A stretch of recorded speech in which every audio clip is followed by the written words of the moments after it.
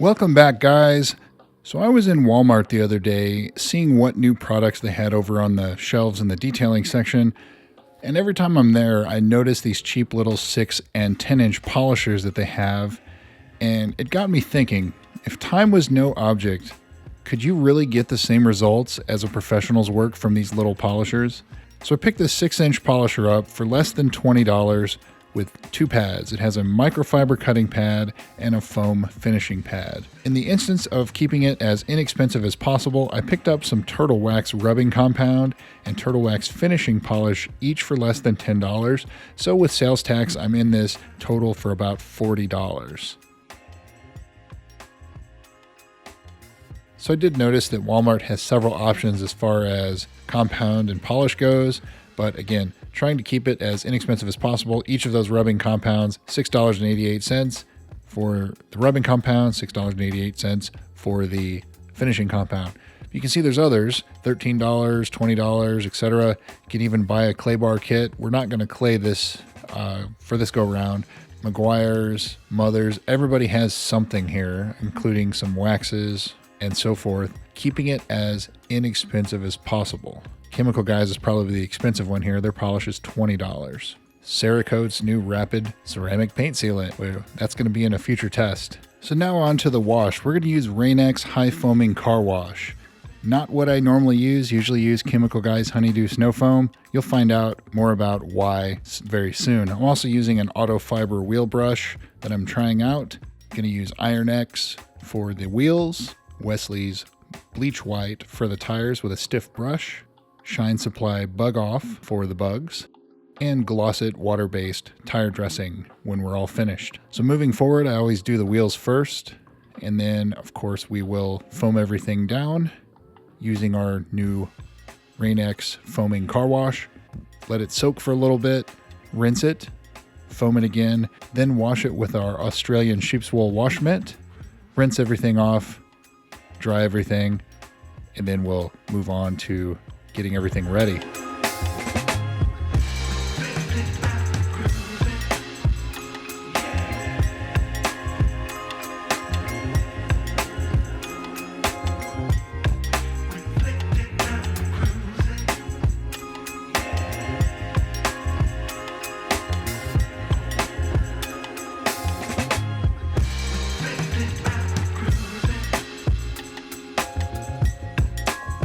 So looking at the polisher, it should come to absolutely no surprise to anyone that it's pretty light duty, doesn't feel very quality, feels hollow, made in China, of course.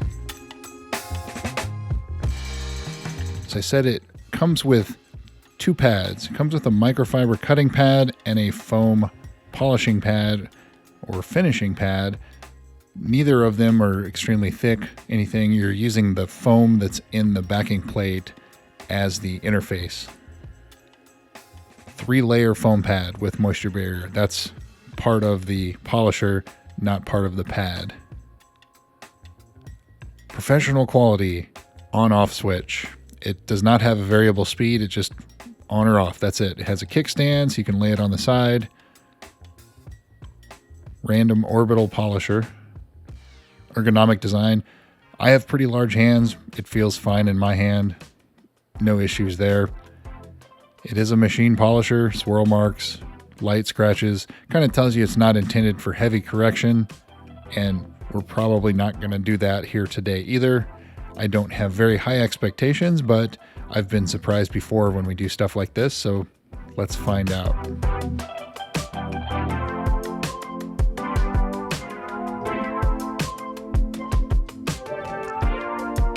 We'll be using our Milwaukee M12 High CRI Color Rendering Index Light to show you what we're up against. So this is our 2013 Honda Accord, original paint. We're the original owners of it.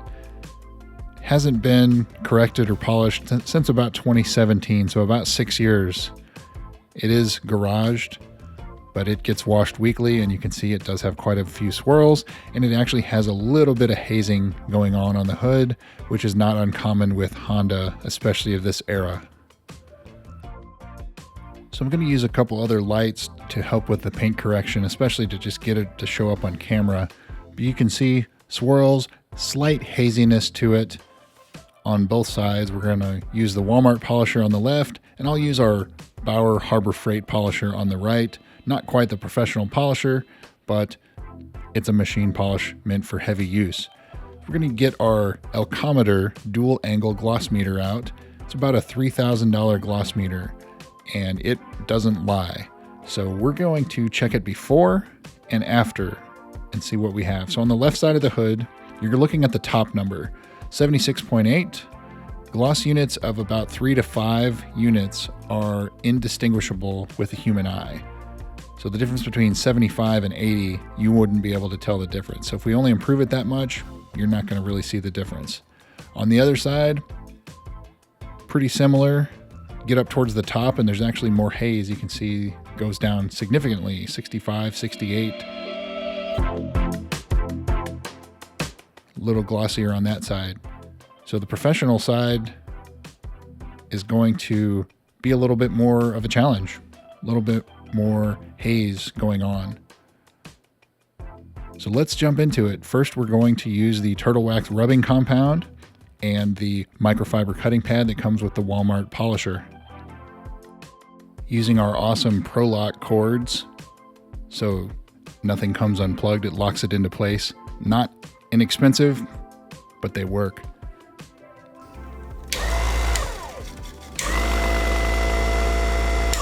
So the polisher is not too loud.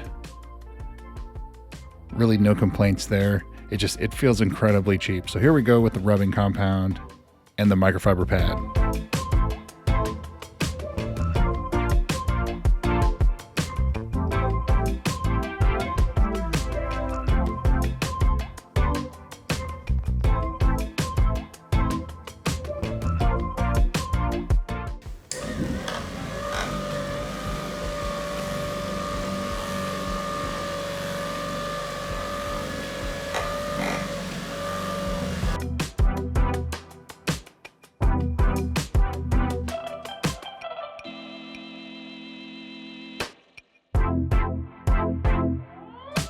When using any compound, it's always a great idea to have some kind of forced air, something to blow the pad out. If you don't have that, then a pad brush will work. You can pick those up on Amazon for $3 to $5 and you spin it and it will try to get the excess compound that's dried in the pad out. So the polisher is definitely lacking in power. It's the equivalent on a professional polisher of probably like a speed 2 or 2.5 out of a 6. But it does do the job. You have to take your time with it. Otherwise the motor bogs down and it doesn't allow the pad to do its job.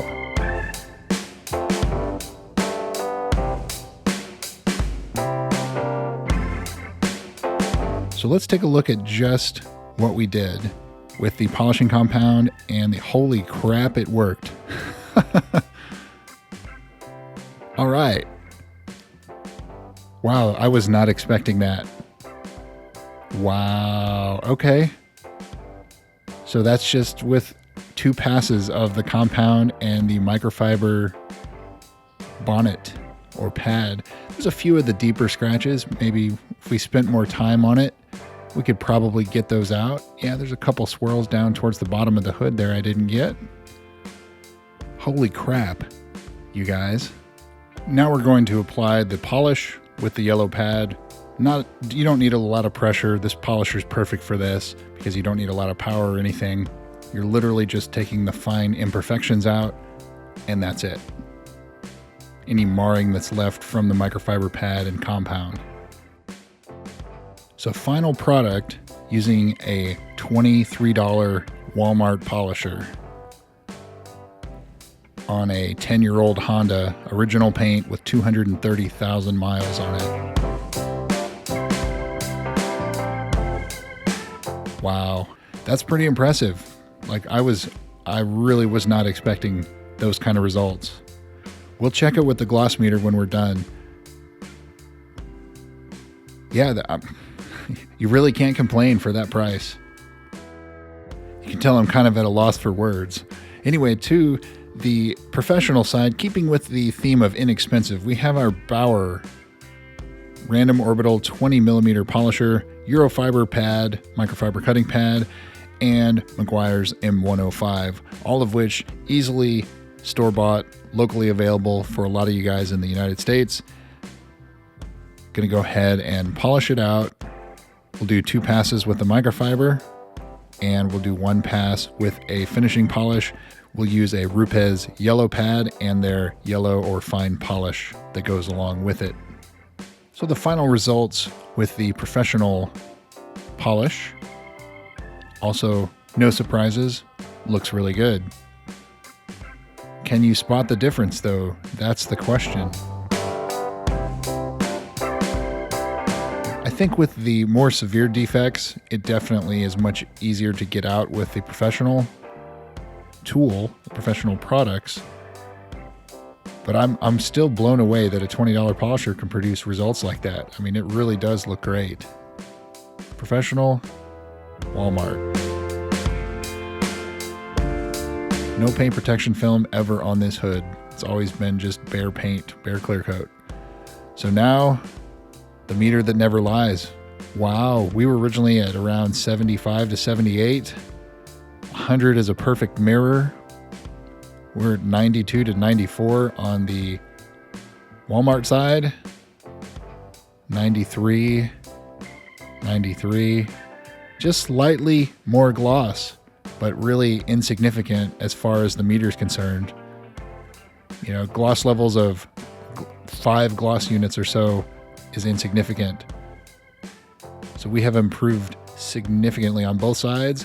Professional side, just barely, but yeah, overall, that is fantastic. Would you use it in a professional environment? Absolutely not, because it wouldn't hold up long term. I mean, you're gonna work this machine to death otherwise. But if you were able to do a few cars with it before it failed, you had nothing but time, yeah, it would work. If you just had a couple small panels to do, that would work. Or if you had something like a motorcycle or a side-by-side, that may work too. So yeah, I'm color me impressed. It is not that often that I get impressed with a product like this, but yeah, for $20, it works as advertised, and a lot of it has to do with the compound. And of course, you have the know-how of what to use and how to use it and so forth. So here's the line pulled up. You can see the difference up close and personal here. There's where the tape was. Take the light off. You can see the color difference without the light even on it. Of course, that some of that is the haze or the oxidation in the clear coat, which of course we have now leveled and polished away.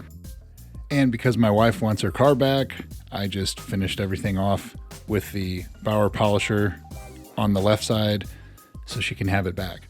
Wipe it down with isopropyl alcohol, and then we will apply Sonax ceramic spray coating, which has proven to be a pretty strong performer. Not the best, but pretty strong performer in my spray coatings longevity test. So as I use some of that up, there it is. So now we're protected, back to being nice and glossy, and impressed by a inexpensive Walmart product. $20, but it also has something to say about the compound and the polish too, which for $6.88 each, you get a lot of product, and it performs quite well. So there we go, guys. Paint correction by Walmart. Thanks again for watching. We'll see you soon.